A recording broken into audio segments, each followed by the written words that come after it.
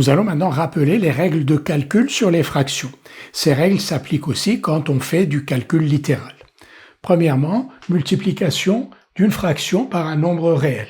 Si on multiplie la fraction a sur b par le nombre réel c, on obtient la fraction c fois a sur b. b, bien sûr, doit être différent de 0. À chaque fois que l'on écrit une fraction, le dénominateur ici b doit être différent de 0. Par exemple, 2 fois 5 sur 7, c'est 2 fois 5 sur 7. 2 fois 5, c'est 10, donc 10 septièmes. 2 fois 5 septièmes, c'est 10 septièmes. Maintenant, un calcul littéral, x fois x sur 7, c'est la même chose. X fois x sur 7, c'est x fois x sur 7. Et x fois x, c'est x au carré, donc x au carré sur 7. X fois x sur 7, c'est donc x au carré sur 7. Maintenant, multiplication de deux fractions. Si on multiplie les deux fractions a sur b et c sur d, bien sûr, pour pouvoir écrire a sur b et c sur d, il faut que b soit différent de 0 et que d soit différent de 0. Alors, a sur b fois c sur d, c'est comme vous le savez, a fois c sur b fois d. Exemple, 2 sur 3 fois 5 sur 7, c'est donc 2 fois 5 sur 3 fois 7. 2 fois 5, c'est 10, 3 fois 7, c'est 21. Maintenant, x sur x moins 1 fois x plus 2 sur x moins 1. D'abord, pour pouvoir écrire x sur x moins 1 et x plus 2 sur x moins 1, il faut que x moins 1 soit différent de 0. X moins 1 égale 0 équivaut à x égale 1, c'est-à-dire x moins 1 s'annule pour x égale 1. Donc on ne peut écrire ces fractions que si x est différent de 1. Donc on va supposer x différent de 1, et x sur x moins 1 fois x plus 2 sur x moins 1, d'après la règle que nous venons de voir, c'est donc x fois x plus 2 sur x moins 1 fois x moins 1. Et x moins 1 fois x moins 1, c'est x moins 1 au carré. Donc x sur x moins 1 fois x plus 2 sur x moins 1, c'est x fois x plus 2 sur x moins 1 au carré, pourvu que x soit différent de 1. Rappelons maintenant comment on divise une fraction par une autre. Donc, a sur b divisé par c sur d, où a, b, c, d sont des nombres réels. Alors, b doit être différent de 0, sinon a sur b n'est pas défini. D doit être différent de 0, sinon c sur d n'est pas défini. Et c doit être différent de 0, parce que si c est égal à 0, c sur d est égal à 0, et a sur b serait divisé par 0, ce qui est impossible. Donc il faut que b soit différent de 0, que d soit différent de 0, et que c soit différent de 0 pour que l'on puisse parler de a sur b sur c sur d. Maintenant, une fois ces conditions remplies, a sur b divisé par c sur d, c'est comme vous le savez, a sur b fois d sur c.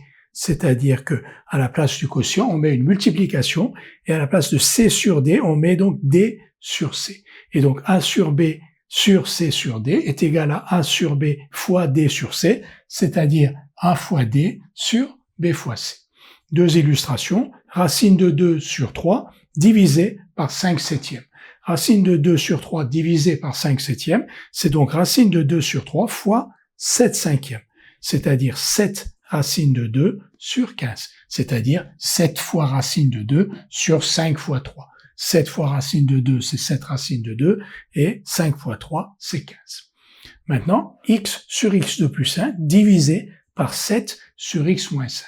Alors, x sur x2 plus 1 est toujours défini parce que x2 plus 1, comme vous le savez, x2 est positif ou nul, quelle que soit la valeur de x.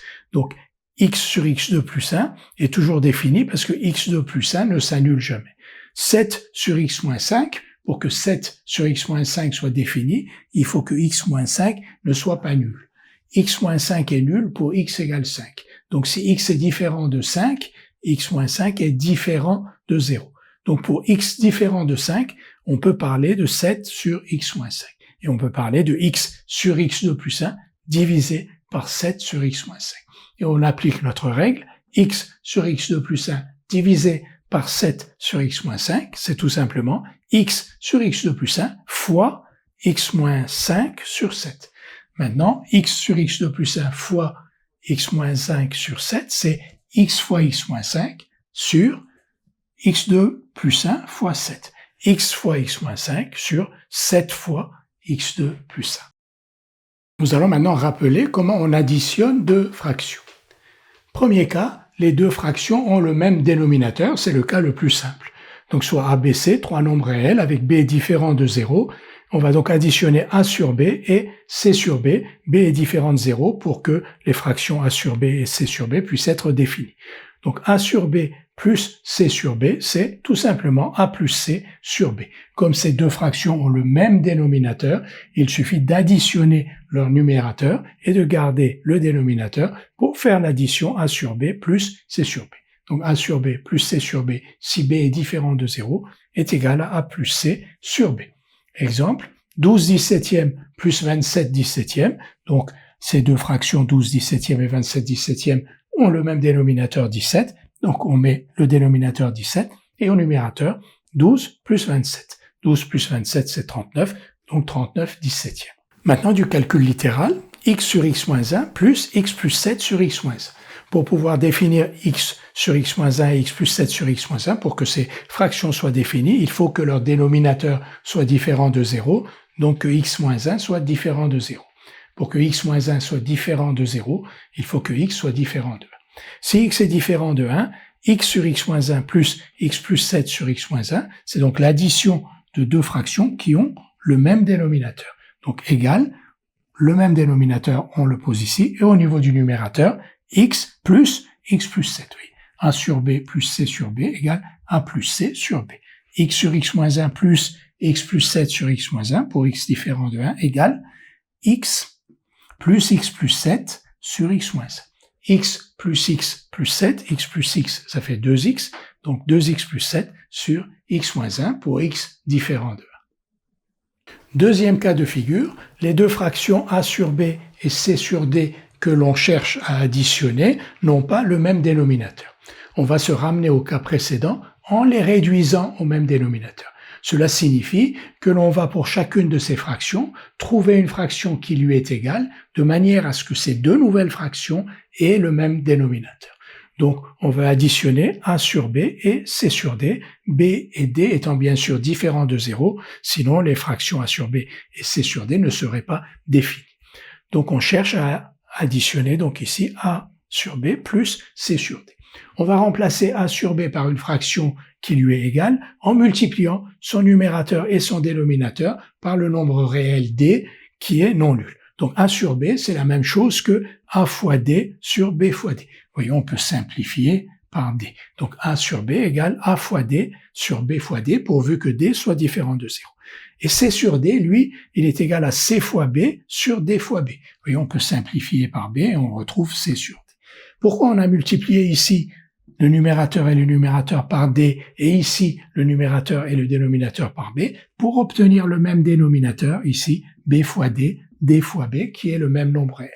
Donc, on va remplacer donc a sur b plus c sur d, on va remplacer a sur b par ad sur bd, on va remplacer c sur d par cb sur db, et maintenant, ces deux fractions, ces deux nouvelles fractions, ont le même dénominateur, b fois d. Et on peut utiliser le résultat précédent, donc a fois d sur b fois d plus c fois b sur b fois d. Comme ces deux fractions ont le même dénominateur, leur somme est égale à ad plus bc, la somme de leurs numérateurs rapportée à leur dénominateur commun. Donc a sur b plus c sur d est égal à ad plus bc sur bd. Tout de suite, deux illustrations. Un premier exemple, on veut additionner ces deux fractions, 3 cinquièmes et 2 neuvièmes. 3 cinquièmes plus 2 neuvièmes, donc ce sont deux fractions qui n'ont pas le même dénominateur. On va remplacer 3 cinquièmes et 2 neuvièmes par deux fractions qui leur sont égales, mais qui ont le même dénominateur. Comment on fait? 3 cinquièmes, donc ici on multiplie le numérateur et le dénominateur de 3 cinquièmes par le dénominateur de la deuxième fraction, c'est-à-dire 9.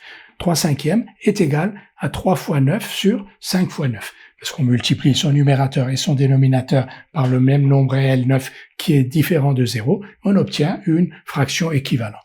Donc 3 cinquièmes est égal à 3 fois 9 sur 5 fois 9. Et là, dans 2 neuvièmes, on remplace 2 neuvièmes par une fraction en multipliant son numérateur et son dénominateur par le dénominateur de la première fraction, c'est-à-dire 5. 2 neuvièmes, c'est donc 2 fois 5 sur 9 fois 5. Maintenant, on a donc 3 cinquièmes plus 2 neuvièmes égale à la somme de ces deux fractions qui ont maintenant le même dénominateur. On a réduit ces deux fractions au même dénominateur. Ces deux fractions ayant le même dénominateur qui est 9 fois 5, on sait les additionner.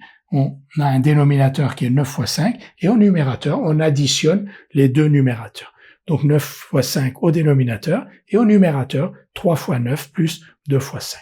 3 fois 9, 27, plus 10, 37, 37 sur 9 fois 5, 45, donc 37 45e, 3 cinquièmes plus 2 neuvièmes est égal à 37 45e.